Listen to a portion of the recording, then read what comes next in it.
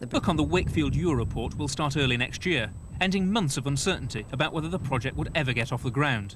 It's estimated that the terminal and industrial development around it will create about 6,500 jobs. But much of it will be built on greenbelt land, so the government ordered an inquiry. But delays to the project mean it'll now open almost a year later than intended, and about 3 months after the Channel Tunnel itself. Miners' wives have tonight been demonstrating outside Houghton Main Colliery near Barnsley, where production will stop on Friday. Women Against Pit Closures are planning daily protests through the coming months.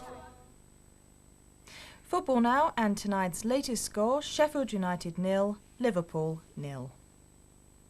And on BBC2 now, David Suchet heads a distinguished cast in the first of a three-part adaptation of Joseph Conrad's classic novel, The Secret Agent. Good evening.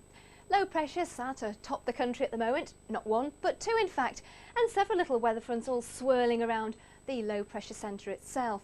There's one up here showing some rain on it just to the north of Aberdeen, and here's a very slow moving one over northern England with showers just to the south of it. They'll be pushing eastwards just that little bit quicker.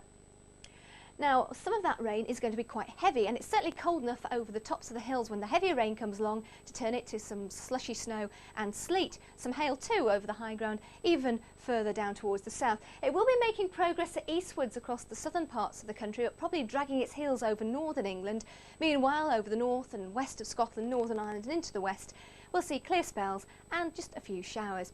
Temperatures as a result of that cloud coming and going will be a bit like a yo-yo, going up and down, but could just drop close enough to freezing to give a little frost and some icy patches in places. Now for tomorrow, the low pressure area beginning to move away, but huddled along the east coast closest to it, we will still see a fair number of quite heavy showers. Hail and thunder still not to be ruled out, nor over the tops of the hills some sleety conditions neither. Meanwhile, in central and western areas, it should be a fine day. We'll see some sunshine and it'll be mostly dry, just 1 or 2 light showers coming across to these northern-facing coasts.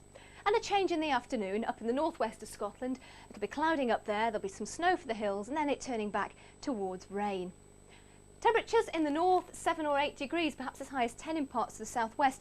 These northern areas not feeling as cold as today. The winds will be much lighter, but quite a raw feel with those strong winds down the east coast. It could be up to gale force there, in fact, but winds rapidly falling light across to the west means mist and fog and frost overnight into Friday, thanks to this high pressure ridge. That will bring fairly fine conditions to much of central and southern half of Britain. To the north there'll be some cloud, and we'll also see some rain and snow for the hills. Still much the same on Saturday. Right, sorry, don't worry about this, mate. So I've just unpacked the new hi-fi. Is it a boy? Is it? Yes. Think so. Help! Help! Help! I don't have very good coordination. Smith & Jones, tomorrow at 9:30 on 1. Sportsnight in 50 minutes includes championship boxing, a profile of South African horse racing phenomenon Michael Roberts, and a roundup of the week's Premier League action.